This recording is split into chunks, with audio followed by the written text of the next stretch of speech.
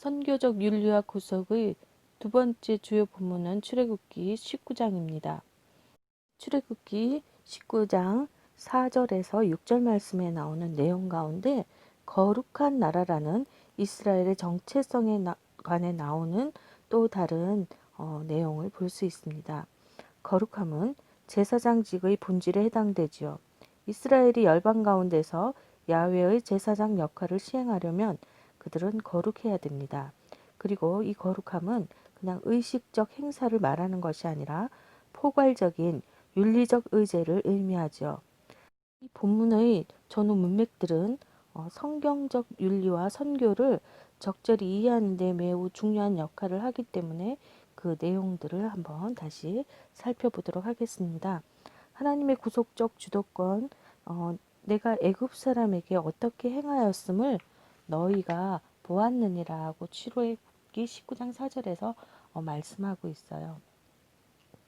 하나님이 구속의 은혜에서 주도권을 잡으신다는 사실은 율법을 수여하고 언약을 수립하며 또한 성막 건축, 약속의 땅으로서의 전진 등 그 다음에 나오는 모든 것의 기초가 되는 우선적 사항이죠. 그들이 현재 누리는 삶은 하나님의 은혜로 사는 것이에요. 그들이 살아내야만 하는 삶 역시 동일한 출발점에서 나와야 하죠.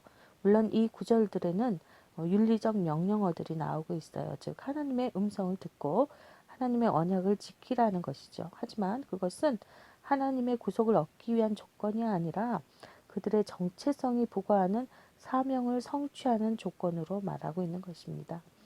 정체성과 순종은 은혜에서 나오는 것이죠.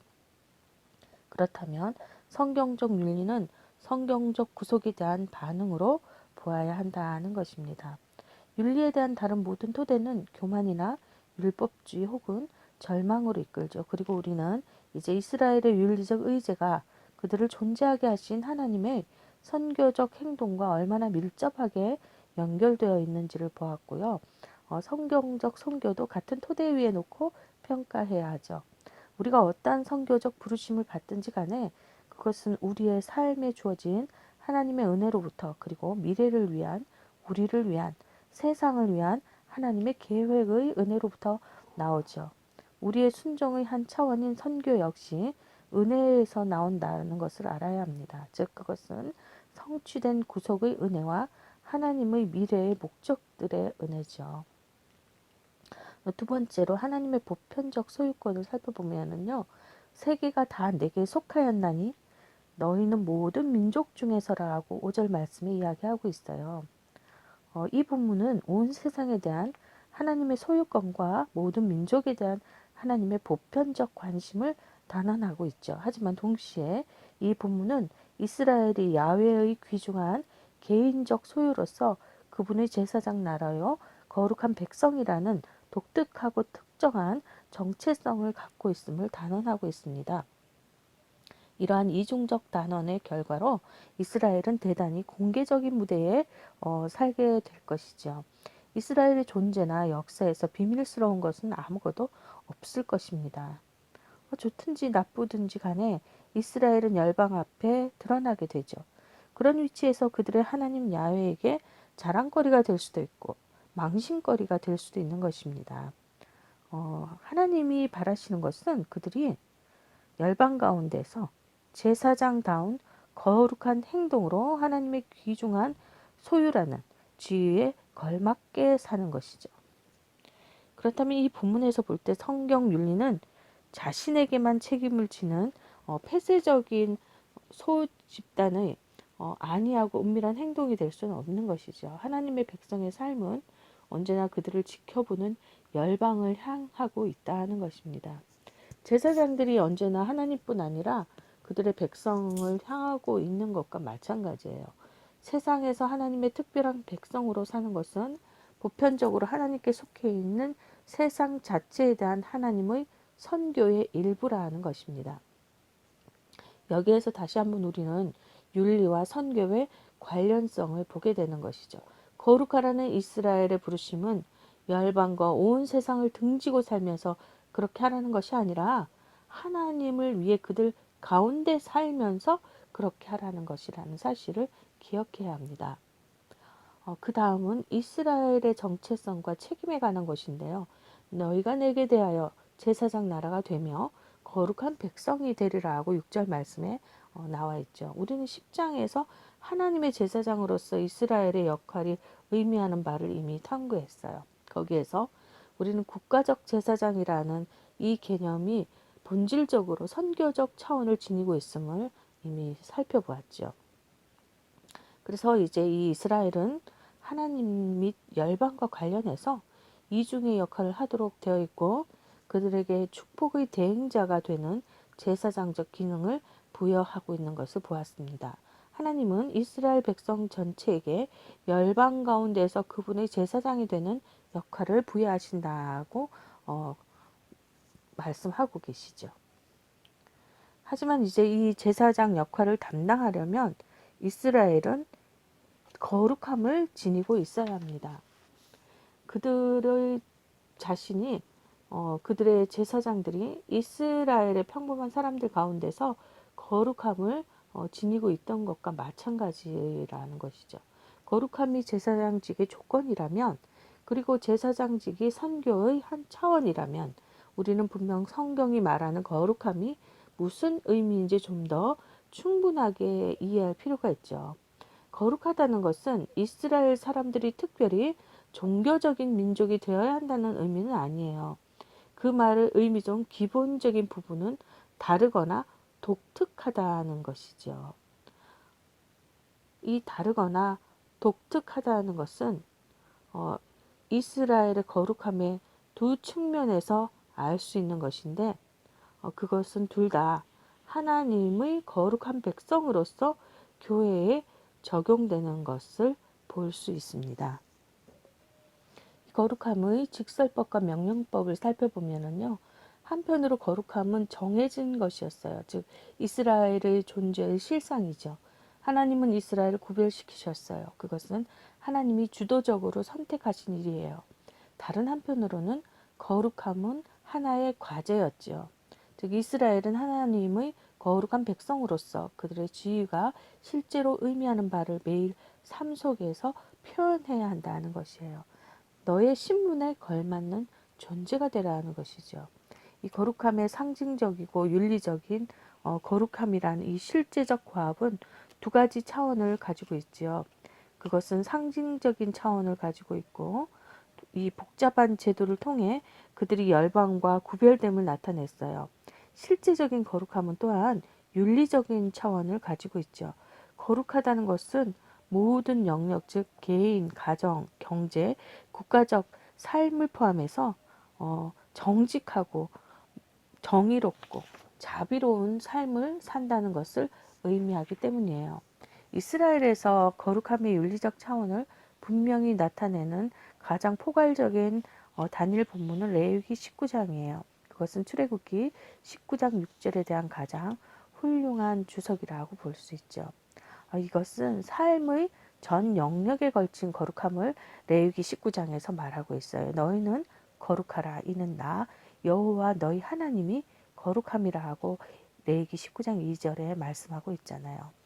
야훼는 단순히 열방의 신들 중 하나가 아니고 심지어 그들과 같지도 않다고 우리가 계속해서 주장하고 있는 성경의 말씀을 대하고 있어요. 전적으로 다른 하나님이라는 것이죠. 그렇다면 이스라엘이 거룩하다는 것은 그들이 열방 중에 독특한 공동체가 되어야 한다는 것이에요. 레위기 19장의 전체에 걸쳐서 나는 여호와니라는 후렴구가 계속해서 나오죠. 마치 너희의 삶의 질은 나의 성품을 반영해야 한다. 이것이 내가 너희에게 요구하는 것이다. 이것이 나를 반영하는 것이기 때문이다. 이것이 나 자신이 행할 것이다 라고 말하는 것과도 같다는 것이죠. 출애굽기 19장, 레위기 19장에서 우리는 하나님의 백성이 그들의 선교를 수행하기 위해 주로 할 일은 그들이 그들의 신분에 걸맞는 존재가 되어야 한다는 것임을 아는 것이죠. 즉 거룩하신 하나님의 거룩한 백성이 되어야 한다는 것이에요. 간단하게 말한다면 이스라엘의 정체성 즉 제사장 나라가 되는 것은 선교를 선언하는 것이고 이스라엘의 선교는 윤리를 요구하는 것인데 그것은 거룩한 백성이 되는 것이라는 사실입니다. 세 번째로 선교적 윤리 언약인 신명기 4장의 내용을 한번 살펴보십시다. 이 이야기는 아브라함을 선택하신 것과 하나님이 그와 그의 후손들과 맺은 언약으로부터 시작되죠. 그리고 나서 출애굽을 통한 구속을 받는 위대한 이야기로 넘어가요. 그리고 그것은 시내산에서 잠시 멈추고 언약을 새롭게 하시고 그 다음 단계에 이스라엘이 가나안 땅에 정착하는 것이 되죠. 이 신명기 4장 1절에서 40절의 말씀을 개관해 보면은요. 이 장 전체는 신명기 전체의 축도이죠. 이 내용들은 교차 배열법 혹은 동시문적 구조를 가지고 있다고 말하고 있어요.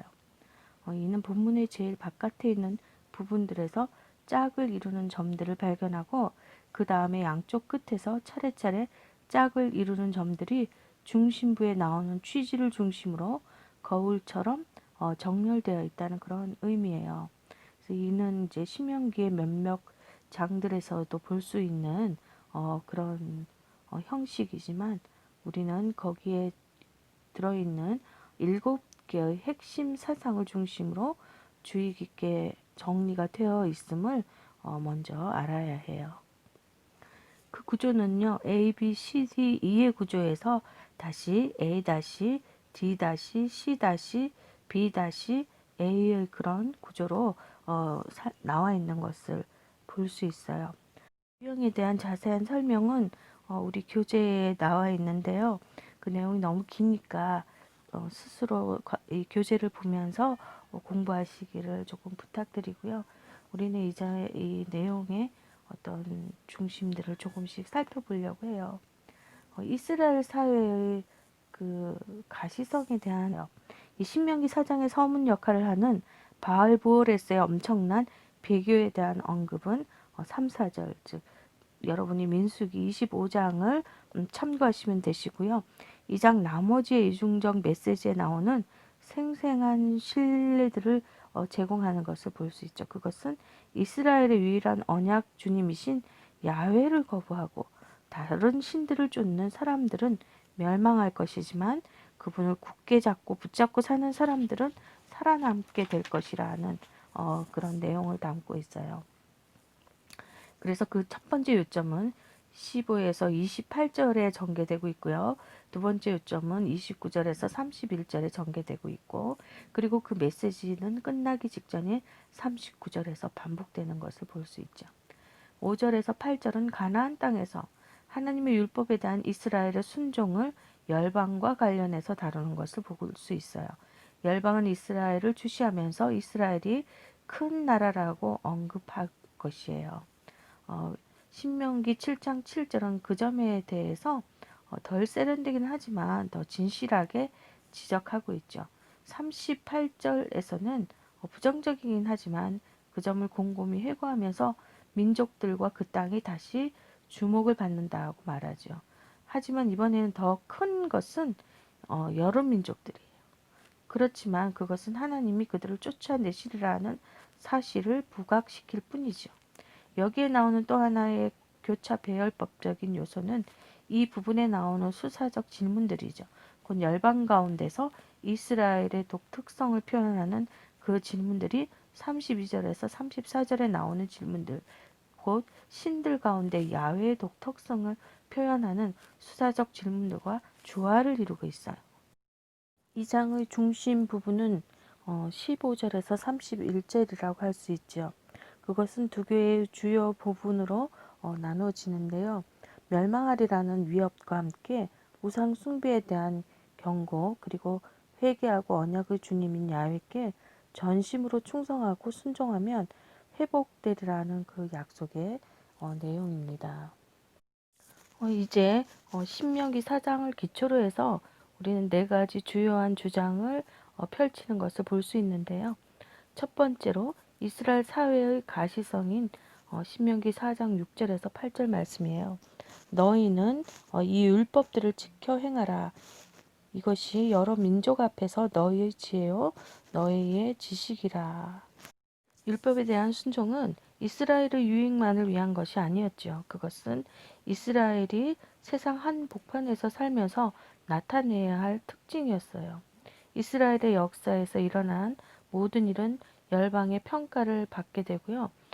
불가피한 경우를 제외하고 고대 근동의 유동적인 국제적 상황을 고려해 볼 때 이스라엘이 이렇게 사람들 앞에 드러나는 것은 열방 가운데 야훼의 제사장으로서 이스라엘의 신학적 정체성과 역할의 일부였다고 볼 수 있죠.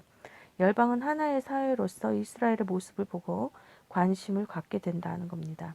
그러면서 토라의 사회, 경제, 법적, 정치적, 종교적 측면에 주목하게 된다는 것이죠. 그리고 그 사회 제도는 열방으로 하여금 이스라엘은 큰 나라요, 지혜와 지식이 있는 백성이라는 결론에 도달하게 만들 것이라는 거예요. 야훼께서 이제 그분의 백성인 이스라엘과 함께 계시다는 사실에서 이스라엘의 위대성이 나타나고요. 이 이스라엘의 위대성은 또한 토라의 의에 근거하고 있다고 볼 수가 있지요. 우리가 주장하는 선교학적 관점에서 볼 때 이 구절들은 대단히 중대한 것을 분명하게 표현하고 있는 것을 볼 수 있어요. 그것은 율법에 대한 순종의 동기죠. 요점은 이스라엘이 하나님이 의도하신 대로 살고자 애쓰면 열방이 그것을 알게 되리라는 것이고, 하지만 이스라엘은 어쨌든 열방을 축복하시는 하나님의 수단이 되는 궁극적 목적을 위해 존재한다는 사실이에요. 그러므로 선교적으로 도전이 되는 점은 하나님의 백성의 삶의 윤리적 특성, 이 맥락에서는 율법에 대한 그들의 순종이 열방을 살아계신 하나님에게로 이끌기 위한 중대한 요소가 된다는 것이죠. 두 번째는 이스라엘 예배의 배타성인 신명기 4장 9절에서 31절이에요. 열방에게 하나님을 보여주는 모델이 되는 그들의 대단한 책임은 심각하게 다뤄져야 하죠. 그래서 이 두 가지가 그 책임을 위협할 수 있는데, 첫 번째로 하나님의 율법을 완전히 잊어버린다는 것과, 두 번째로 다른 신들을 따르려는 유혹에 빠져서 하나님을 잊어버리면 어떤 일들이 일어난다는 것에 대한 경고가 나오고 있어요. 그렇기 때문에 언약에 대한 순종과 언약에 대한 충성은 여기에서 언약에 대한 증거라는 맥락에서 나오죠. 열방에게 하나님이 가까이 계시다는 것과 그분의 율법이 공의롭다는 것을 증거하려는 소망을 조금이라도 가지려면 이스라엘은 야훼만을 경배하고 그분의 율법에 순종해야 했죠. 율법에 불순종하면 공의로운 사회가 되려는 의도가 무산될 것이에요. 다른 신들을 쫓게 되면 기도로 야훼를 가까이 오시게 하는 것이 아니라 야훼를 멀리 쫓아내게 될 것이에요. 언약의 가장 근본적인 요구는요, 오로지 야훼께만 충성하라는 것이에요. 따라서 언약을 깨는 가장 근본적인 방법은 어떤 다른 신이나 신들을 섬기는 것이에요.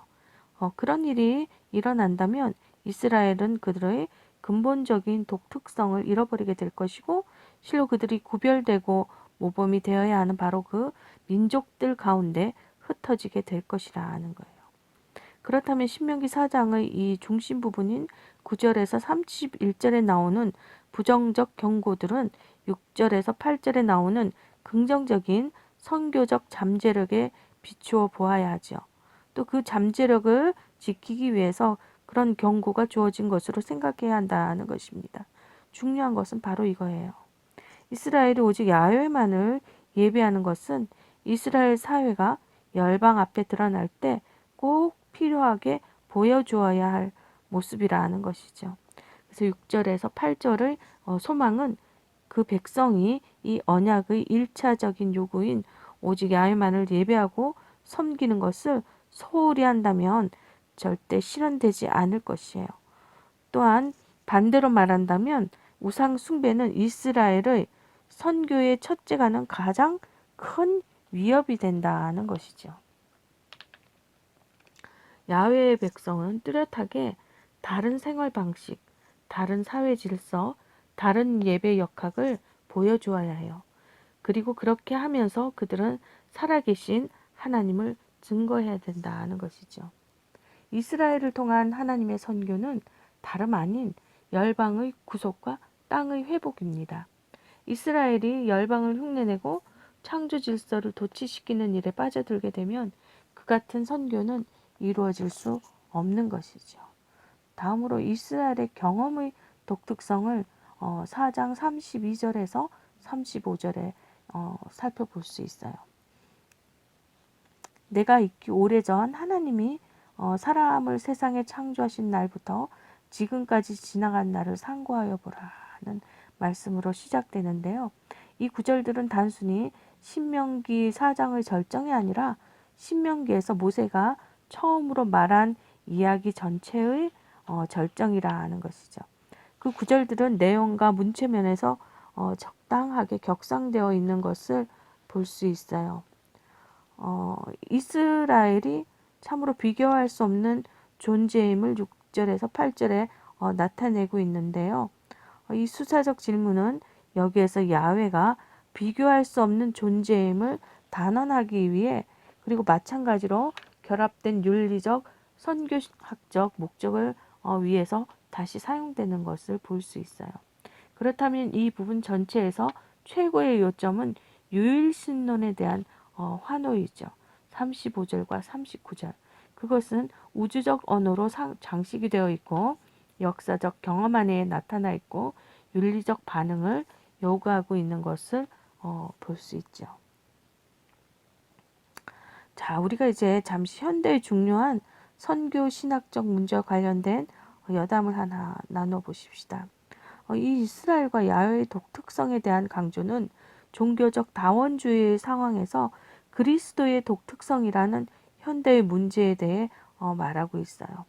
이런 현대의 논쟁에서 그리스도의 독특성은 예수님 자신이 의식하고 계시는 히브리 성경의 가르침과 관계없이 주장되는 경우가 너무 많아요.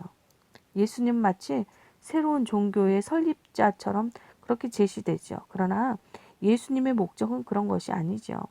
예수님의 주장에 의하면 그리고 신약이 한 목소리로 그분에 대해 증거하는 바에 따르면 예수님은 새로운 종교를 설립하기 위해서 오신 것이 아니에요. 이스라엘과 세상을 위해서 이스라엘 하나님이 야훼의 구원 사역을 완성하기 위해서 오신 것이라는 거죠.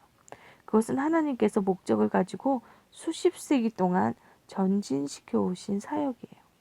역사적으로나 신학적으로나 이 본문에 나오는 출애굽과 시내산 사건에서 시작해서 성육신과 부활절 사건으로 이어져 있는 하나의 선이 있어요. 야훼는 이스라엘의 역사에서 구속적으로 시작하신 것을 나세렛 예수 안에서 전 세계를 위해 완성시키는 것을 볼 수 있어요. 이스라엘의 메시아이시고 그럼으로써 세상의 구주가 되시는 예수님의 독특성은 이스라엘 자신의 독특성 및 하나님이신 야훼의 독특성에 근거하고 있다는 사실이에요. 신약에 따르면 예수님은 이스라엘의 구현이고 또한 하나님의 성육신이기 때문이죠.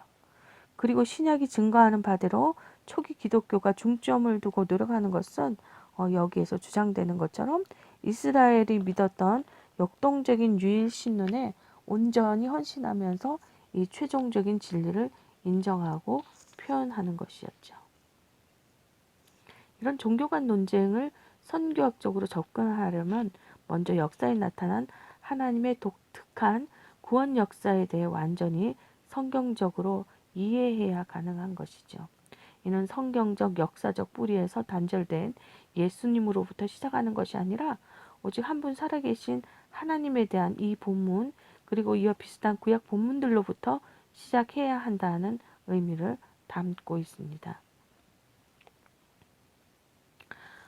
이스라엘의 순종이 지닌 선교적 책임을 한번 보십시다. 우린 다시 본문으로 돌아가서 40절에 나오는 그 수사학의 마지막 취지가 다시 한번 철저히 윤리적이라는 사실을 주목해야 될 것 같아요. 이스라엘이 장차 하나님의 율법을 따라 계속 살지 않는다면 그들이 과거에 겪은 엄청난 역사적, 종교적 경험이 무슨 가치가 있겠어요? 응답하는 순종이 없이 과거에만 의지한다면 그들은 그 땅에서 계속 살 수 없을지도 모르죠. 게다가 열방이 하나님의 백성의 윤리적 독특성에 의해 이끌리지 않는다면 어떻게 그들이 살아계신 하나님이신 야훼의 독특성과 역사 안에 나타난 그분의 구원하시는 행동을 알게 되겠어요. 하나님의 백성이 망각이나 우상숭배 혹은 불순종에 의해 그들의 윤리적 독특성을 버린다면 그들 자신의 행복이 위험에 처하게 될 뿐 아니라 또한 선택하시는 사랑으로 그들을 생겨나게 하시고 또 구속하시는 능력으로 그들을 속박에서 벗어나게 하신 하나님의 보다 광대한 목적이 좌절될 수밖에 없죠. 이스라엘은 이제 하나님께 신실하게 순종함과 충성함을 통해서 거기에서 하나의 백성으로서 그들의 안전한 미래가 달려있고 또한 하나님이 그분의 선교를 위해 선택한 백성으로서의 그들의 선교가 달려있음을 보여주고 있어요. 이제 마지막 주제인 선교적 윤리와 교회에 대해서 간단하게 살펴보십시다. 구약과 마찬가지로 신약의 윤리와 관련해서도 선교학적 해석학이 대단히 유용하죠. 선택과 윤리에서 보면 바울의 몇몇 서신에서 흔히 나타나는 유형은 첫 부분에 하나님이 자기 백성을 부르신 것에 대한 가르침이 나오고 그 다음에 그에 따른 윤리적 반응이 나오는 것을 볼 수 있어요. 바울은 데살로니가 전서 1장 4절에서 하나님의 사랑하심을 받은 형제들아 너희를 택하심을 아노라 하고 말하면서 그가 들은 그들의 삶의 질에서 이에 대한 증거를 보고 있어요. 우리가 선택받은 것에 대한 반응으로 그처럼 변화된 삶을 사는 것은 단순히 하나님을 기쁘시게 하는 것만 아니에요. 또한 외인들이 그것을 관찰하게 된다는 것이죠. 골로새서와 에베소서에서는 그러한 구조와 논리가 더 분명하게 나타나요. 하나님이 그분의 백성을 택하시고 부르신 것이 바로 앞부분에 나오며 상세하게 확대되죠. 물론 그것의 윤리적 목적 역시 분명하게 나오고 있어요. 하지만 두 서신서 모두 이 모든 것을 전체 피조물에 대한 하나님의 전반적인 목적이라는 더 넓은 맥락 속에서 말하고 있어요. 그 목적은 뭐냐면은 그리스도의 십자가를 통해서 모든 피조물을 하나님과 화목시키는 것이에요. 구속과 윤리를 살펴보면 바울은 복음을 아름답게 장식하라 하고 말하고 있죠. 디도에게 보낸 바울의 짧은 편지는 46구절 안에서 이 선한 일이라는 말을 8번이나 반복하고 있다는 것을 볼 수 있게 됩니다. 이 선한 일을 가르치는 것이든 선한 일을 사랑하는 것이든 그것을 행하는 것이든 윤리적인 특색이 매우 강렬하게 나오는 것을 볼 수 있어요. 하지만 그것은 구속과 구원이라는 말을 마찬가지로 강력하게 사용하는 맥락 안에서 나오죠. 하나님 우리 구주 혹은 예수 우리 구주라는 말이 거의 똑같은 빈도로 나오기 때문이에요. 이렇게 하나님의 구속과 인간의 윤리적 반응을 결합시킨 것은 종들에게 주는 바울의 교훈에서 절정에 이르고 있어요. 그리고 그것은 현저한 선교적 동기를 지니고 있지요. 즉 그리스도인 종들은 그들의 행동에 의해 하나님의 구원의 메시지를 전달할 수 있다는 것이에요. 바울이 여기에서 종들에게 말하는 것은 원칙적으로 교회 내에 있는 모든 지체들에게 적용이 된다는 것이에요. 우리는 복음을 아름답게 장식하든가 복음의 수치를 가져오거나 둘 중에 하나밖에 할 수 없는 거예요. 우리의 윤리는 우리의 선교를 후원도 하지만 때로는 침해할 수도 있다는 사실을 우리가 기억해야 돼요. 그래서 우리는 복음을 아름답게 장식하는 선한 일에 힘써야 하겠죠. 이제 베드로는 선한 삶을 살라고 말하고 있어요. 앞에서 구속에 대한 반응으로 나타내야 하는 윤리와 관련해서 상세하게 연구한 본문, 즉 출애굽기 19장 3절에서 6절과 가장 가까운 신약의 본문은 바로 이 베드로전서 2장 9절에서 12절이에요. 사실상 그는 그리스도인들을 택하심을 받은 자로, 어두운 데서 불러낸 자로, 하나님의 백성으로 말함으로써 우리는 핵심 단어 세 가지, 즉 선택, 구속, 언약 모두를 결합시키는 것을 볼 수 있죠. 하지만 베드로는 그의 독자들이 지니고 있는 제사장적 정체성과 거룩한 부르심을 암시한 후에 이어서 구약적 맥락에서 그 용어들과 관련해서 관철한 것과 동일한 윤리적, 성교적 함의를 끌어내고 있어요. 메시지는 분명하죠. 그리스도인들은 이스라엘이 되어야 했던 그것과 동일하게, 하지만 그들이 그렇게 하지 못했던 것이죠. 그 동일한 도덕적 삶과 그것을 살면서 열방 앞에 드러나는 존재가 되어야 한다는 것이에요. 그리고 그렇게 윤리적으로 드러나는 것의 목적은 궁극적으로 열방이 하나님께 영광을 돌리도록 하는 것이죠. 베드로에 따르면 교회의 선교는 말로 하는 선포와 윤리적인 삶을 모두 포함한다고 하고 있어요. 그리고 그의 빈틈없는 논거에 따르면 둘 다 전적으로 필요한 것임을 알 수 있죠. 언약과 윤리를 한번 보십시다. 베드로전서에서 베드로전서 2장 12절에 언급된 베드로의 말은 그가 예수님으로부터 직접 들은 가르침을 반영하는 것이 거의 확실하죠. 그것은 열방의 빛이 되는 과제를 말하고 있어요. 예수님의 제자들은 선한 행위의 빛을 비추어야 사람들이 살아계신 하나님께 영광을 돌리도록 해야 한다는 것이죠. 예수님의 윤리적 가르침의 선교적 목적은 분명해요. 우리가 마태복음에서도 이 마태복음의 끝부분에 나오는 대위임령인 28장 18절에서 20절 말씀은 역시 언약을 배경으로 하고 있음을 볼 수 있고요. 요한복음은 마지막으로 우리는 요한복음이 예수님의 명령에 대한 제자들의 순종을 저자의 분명한 선교적 소망을 배경으로 말하고 있음에 유의해야 하죠. 언약의 언어는 하나님과 상호 관계를 맺고 있는 사람들의 언어, 하나님의 은혜에 의해 시작되었고 인간의 순종으로 반응하는 언어예요. 우리는 구약에서 이것이 열방을 위한 하나님의 보편적인 선교 안에서 이스라엘의 정체성 및 선교와 연결되어 있음을 보았어요. 이제 신약에서 말하는 하나님의 새 언약의 백성의 선교적 특성은 베드로전서, 마태복음, 요한복음의 이 세 본문들에서 나타나고 있어요. 그리스도 안에 있는 하나님의 새로운 백성은 또한 세상을 위한 백성이며 이것은 그들의 삶 가운데 반영되어야 한다는 것이죠. 우리가 간단히 말해서 하나님의 언약의 백성으로서 그리스도인들은 다음과 같은 사람들이 되어야 한다는 것이에요. 첫 번째, 선한 삶으로 세상의 빛이 되어야 한다는 것이 베드로전서이고요. 순종을 배우고 열방의 순종을 가르쳐야 한다는 것이 이제 마태복음의 내용이고요. 서로 사랑함으로써 그들이 누구에게 속했는지 세상에 보여줘야 한다는 것이 이 요한복음의 핵심이죠. 기독교 윤리와 기독교 선교를 이보다 더 간명하게 통합시킨 경우는 아마도 찾아보기 어려울 것이에요. 여러분 이제 강의를 마칩니다. 긴 시간 동안 수고하셨습니다.